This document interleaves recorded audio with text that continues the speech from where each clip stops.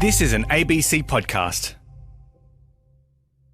Hello and welcome to the Health Report with me, Norman Swan. Today, the genetic mutations that see cancer risks cascade through generations of families.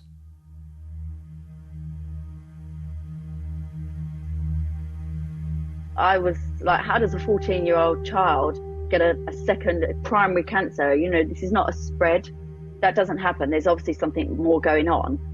It's sort of, you know, I think it's there every day. It's like you look in the mirror and you see scars from surgeries you've had. I don't think I don't go a day without thinking of it.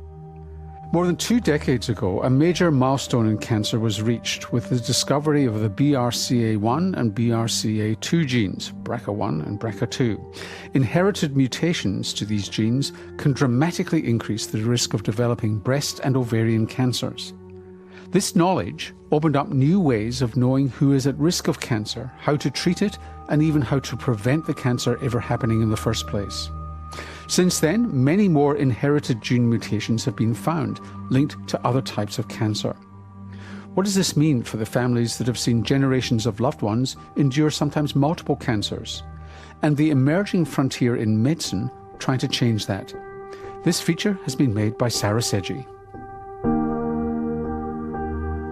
Addie was,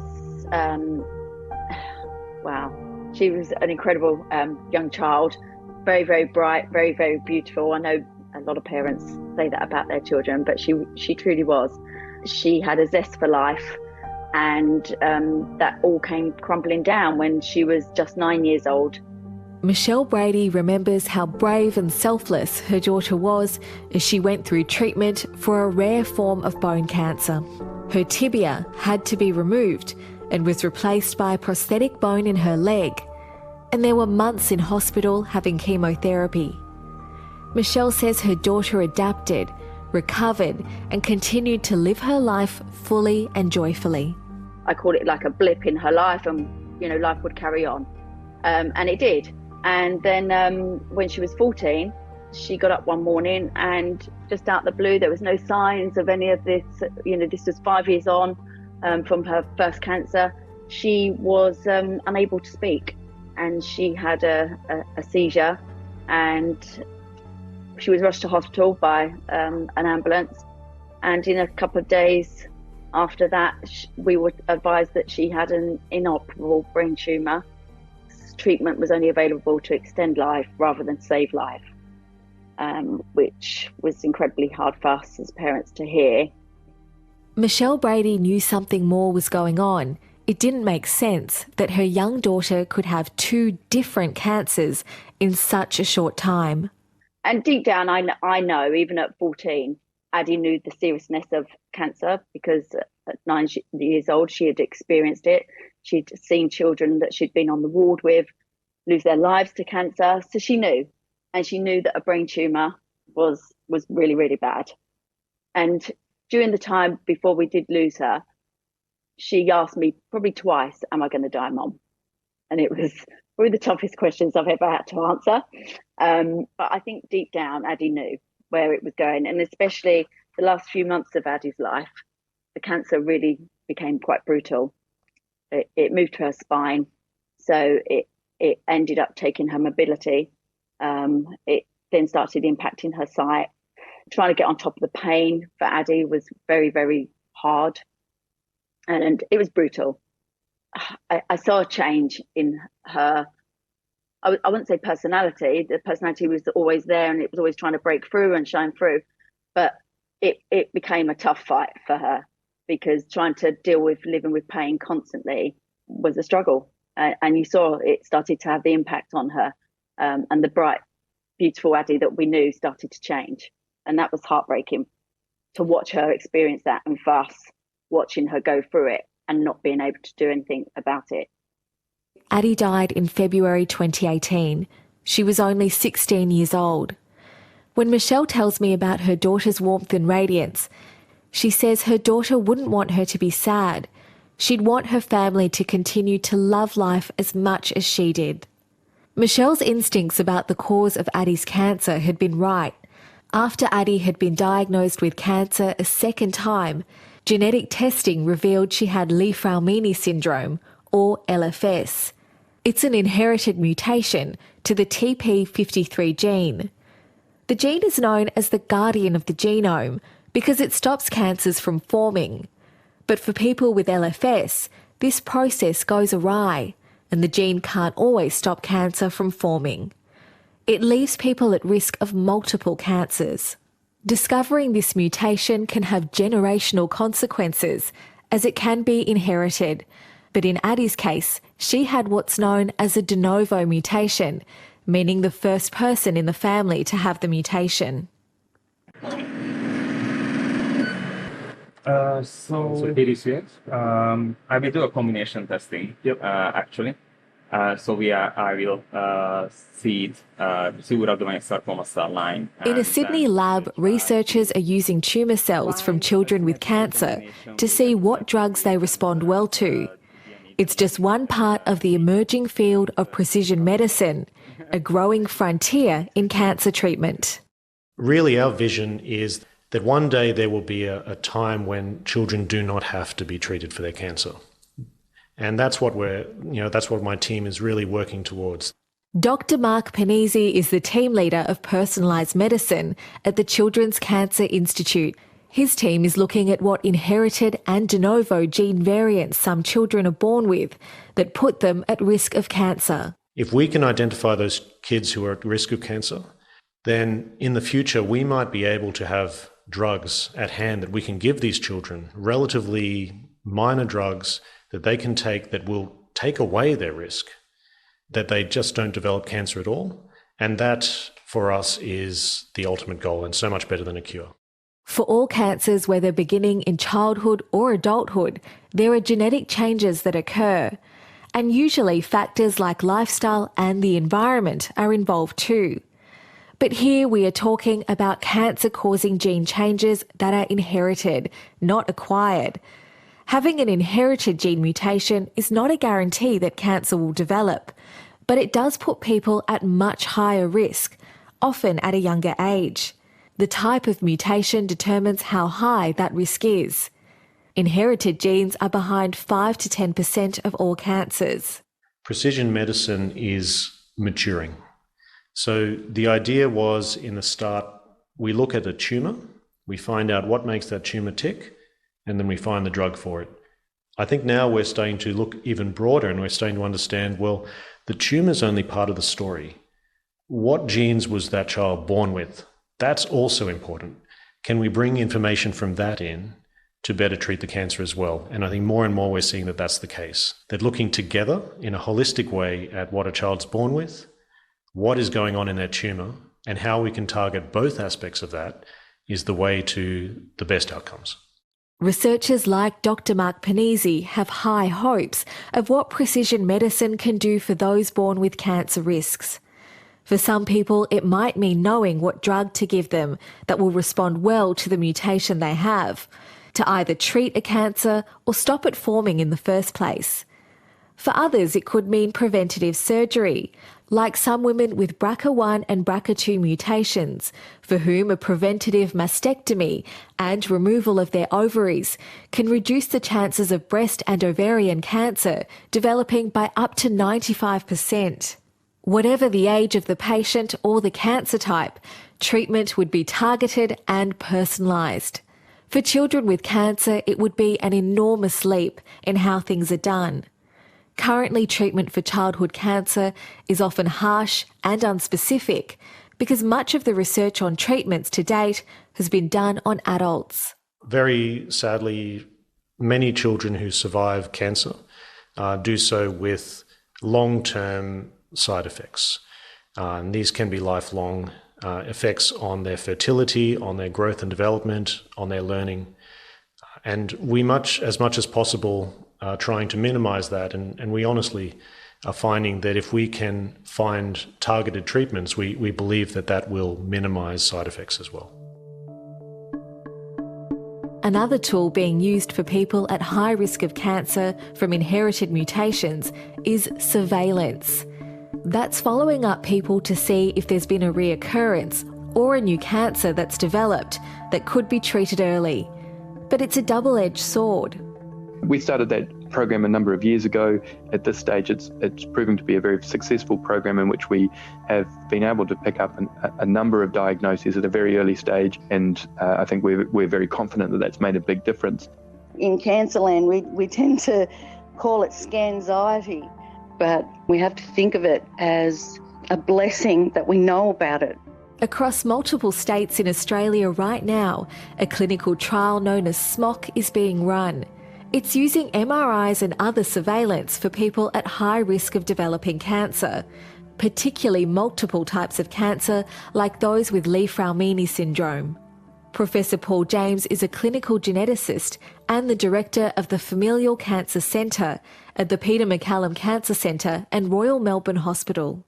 In the past, people have always looked at Li-Fraumeni syndrome as a situation where the risk was very high, but there wasn't an awful lot that we could do about it because it was a complex risk that involved lots of different types of cancer. But this trial has really showed that actually there's a lot more that we can do, and if we take a very active approach, we can actually make a difference even in a condition that has such a high risk as Li-Fraumeni syndrome.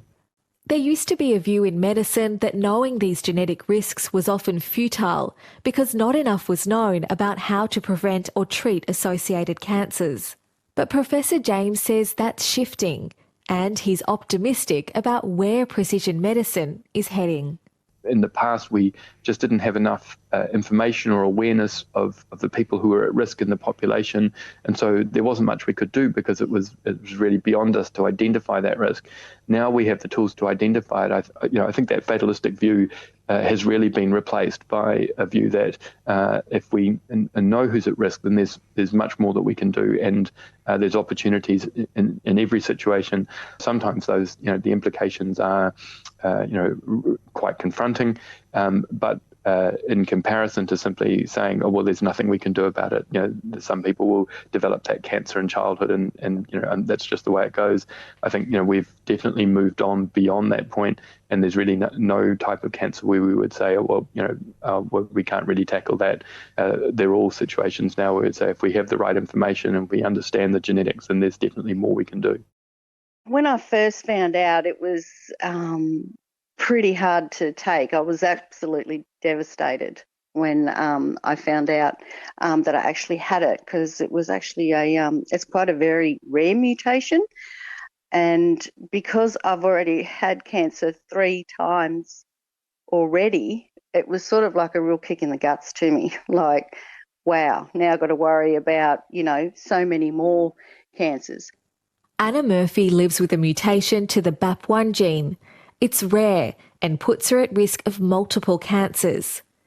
Anna has already had cancer 3 times, but none were related to her inherited BAP1 gene mutation. I have got a son. He was only 6 years old when I was first diagnosed with cancer, and he sort of lived through all 3 cancers with me, saw his mother sick and all the rest of it. And when I was diagnosed with this mutation, I said my biggest fear was that my son was going to have it, and unfortunately he does have it. But like I said to him, we have to think of it as a blessing that we know about it, and that we're both being tested for everything. I've got to be thankful that we know about it, so that we're constantly being screened. So if something does turn up or, reappears somewhere, it will be caught early. Anna is part of the SMOC trial and has yearly full-body MRIs. If a cancer is there, the hope is it'll be picked up and treated straight away. While she's grateful to be part of the trial, the constant threat of cancer weighs heavily on her. Every time I have a scan in Cancerland, we tend to call it scanxiety.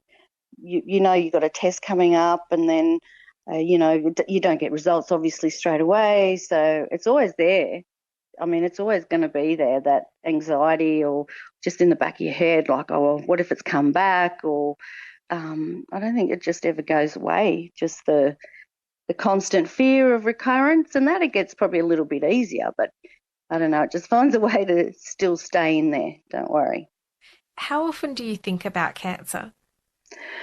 Oh, wow. Well, it's sort of, I think it's there every day. It's like you look in the mirror and you see scars and, you see scars from surgeries you've had or, it's just, I think it's something, I don't think I don't go a day without thinking of it, I think, to be honest. I think it's just part of me, as much as I don't want it to be part of me. It's just been such a big part of my life that it's not something I can just switch off. I can, control it. It doesn't overwhelm me and things like that. But it's just something that you're reminded of every day when you look in the mirror. You're listening to the Health Report on Radio National. This is a special feature on the genetics of cancer. I'm Sarah Sedgey. Most cancers are acquired, brought about through damage to a person's cells, say from smoking, other toxins or lifestyle issues. But these inherited mutations, while less common, can have devastating effects on generations of families. So how would you know if you're at risk? The standard way of thinking about identifying people who might have an increased risk based on a genetic cause is to think about family history, and that's still a very good guide. As useful as knowing your family history is, Professor Paul James says it's only part of the picture. It only picks up about half of the people who carry an underlying gene mutation. And that's just because some people don't know their family history. Some people's families aren't that large. And so there's really not been much of a chance for a family history to occur. And in some cases, these are cancers which, for instance, the case of ovarian cancer or breast cancer, they're male or female specific. And so if it's come down from the other side of the family, so if you have a breast cancer gene coming down from the male side of the family history may not be there. The type of cancer and age of onset can also offer insight as to whether an inherited gene is behind it. And so these days we're also focusing a lot more on particular types of cancers, things like people who have a diagnosis at a young age, and those can also be really good clues about who we should be offering genetic testing to. And even there's a lot more interest now in offering this type of testing quite widely, maybe even as a screening test in the population. And there's been some good studies that have looked at how this would work if we were to offer the testing to everybody as part of a plan to work out the right recommendations for people in terms of screening and follow-up into the future. And so it may be that as the genetic testing becomes more available, we can start to think beyond those standard risk factors like family history and age and start to think about using it for nearly everybody to work out your underlying cancer risk. Learning you have an inherited mutation can be confronting. While some mutations may only raise your risk slightly, others mean the likelihood of cancer is very high. One of the essential sources of information, advice and support for those affected is a genetic counsellor. We talk about how they can manage those cancer risks. So for some people that might mean thinking about having risk-reducing surgery. For other people, it might mean attending regular screening, cancer screening. Dr. Laura Forrest is a Senior Research Fellow and Genetic Counsellor at the Peter MacCallum Cancer Centre. She's done extensive studies into people's experiences living with hereditary cancer risk. Young people who have hereditary cancer syndromes will engage in cancer screening because it offers them a sense of control and it can offer them a sense of hope as well, some peace of mind over this threat that they may develop cancer. And we heard from our research that a lot of young people thought this is really their best shot at controlling their health with regard to this hereditary cancer syndrome. But some people also commented that on the flip side, there's this real tension. They engage in this screening, but for some cancer syndromes, like Li-Fraumeni, they actually have no other options. It's screening or nothing. For some of them, they actually felt that they'd lost control because that was their only option and they couldn't choose anything else. She also knows through her work as a genetic counsellor and through her research how difficult some decisions around cancer prevention can be. Like for those women for whom a mastectomy will give them their best hope of stopping breast cancer. They are huge surgeries and they really can't be underestimated.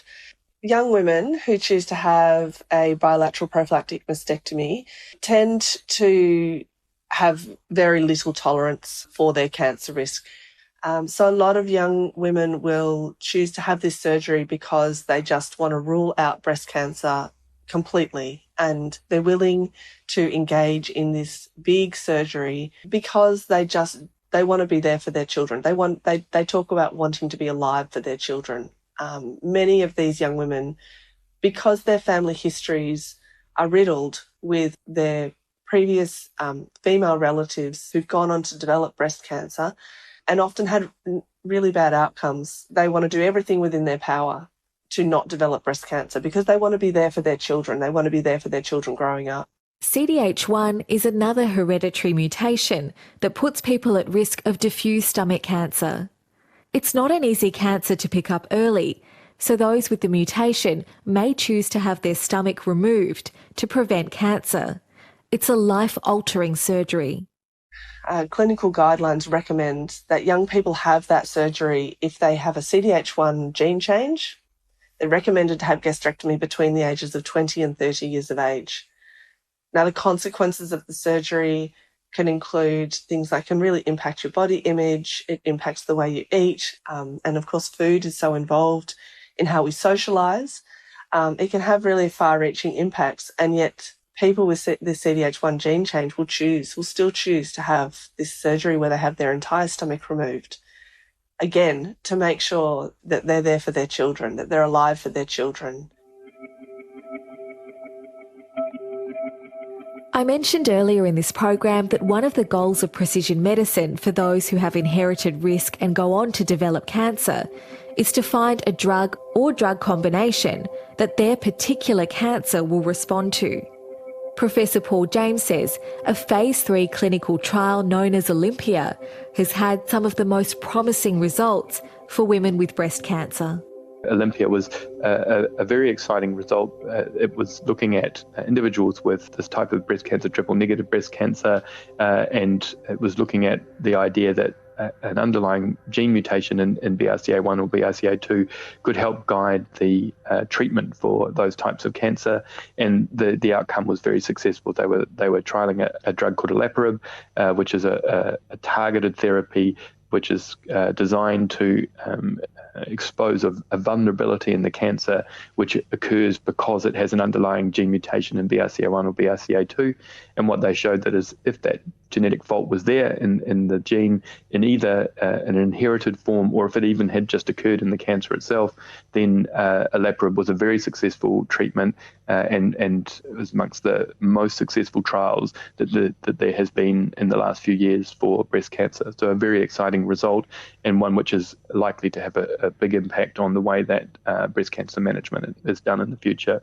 And that's a good example of how important this genetic information is becoming, not just for the traditional reason of trying to identify individuals at high risk, but also even once a diagnosis occurs, increasingly the genetic information plays a big role in working out what is the best treatment for that person and targeting specific aspects of their cancer. And that's an area that's advancing very quickly and is likely to apply to more and more genes into the future. The discovery of the BRCA1 and 2 gene mutations more than 2 decades ago was just the start, Professor James says. As more genes have been discovered, more possibilities for treatment and prevention have followed. But precision medicine is really still only in its infancy. There's still much to learn. There's nothing more personal to you than your own genetic makeup, and everybody's genetic makeup is unique. And using that information to work out in what way your own requirements in terms of both preventative measures, things to reduce your risk of cancer, and then if you have a diagnosis, in what way your genetics informs the best treatment for you, that's really a key part of the idea of targeted therapies or targeted screening programs that are actually designed, tailored towards exactly what you need based on your underlying genetics. And so you'd hear a lot about personalized programs that include a number of different elements, but genetics or genomics, which is looking more broadly at every variation right across your genome, those are things which are really core to the idea of personalization and precision medicine. Right now, much of what is known about hereditary risk focuses on single gene mutations. Professor Paul James says researchers are also turning their attention to how multiple genes interact with each other. Just at the moment, we're at the point where we're starting to really think about even more complex genetic risks. So instead of the risk being due to one large genetic fault that occurs in a single gene, we're starting to think about the way that genetic variations across the genome start to interact with each other and can cause their risk by being added up together. So a compound effect where all the different genetic variants actually come together to produce the risk. So it's not any one variant that's important now, it's the burden of different variants that come together to cause the risk. And that's a type of testing that would allow us to really offer genetic testing to anybody and provide an assessment of their risk. And that's known as polygenic risk. And that's just starting to come through now as something that we're beginning to be able to look at least in the research setting. And so we've got a number of trials looking at both risk prevention for high-risk genes, but also now whether or not polygenic risk can also contribute to those types of risk assessment processes and improve our ability to identify the people that we want to offer more targeted screening or targeted risk prevention to.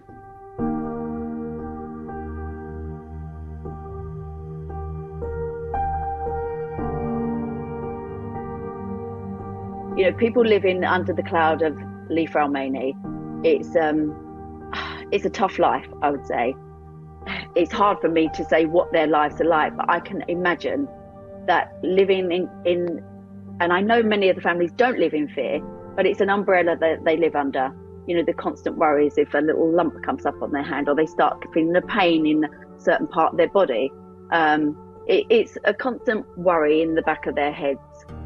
It's a constant life of being tested, you know, MRIs, you know, dealing with treatments, dealing with the next cancer coming along.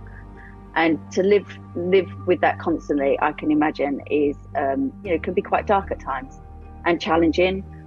Michelle Brady continues her daughter Addie's legacy by supporting families and research into hereditary cancer syndromes like LFS. If I can help families going through it, then that's only something positive that can come from losing someone like Addie, because she had such, like I said, such zest for life, and I know, you know, for me going forward, a lot of people say to me, how do you cope? You know, how do you do this? Why do you do this? And I do it because of Addie, simply because of that, because I know that she wouldn't want me to, you know, carry on through life just mourning her death. She'd want me to do something because of what happened to her. So if that's helping us supporting other families, then that's surely only a good thing.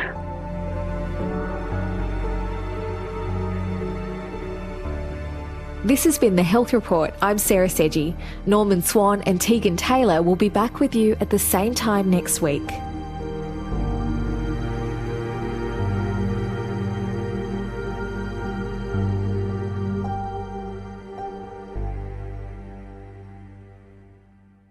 You've been listening to an ABC podcast. Discover more great ABC podcasts, live radio, and exclusives on the ABC Listen app.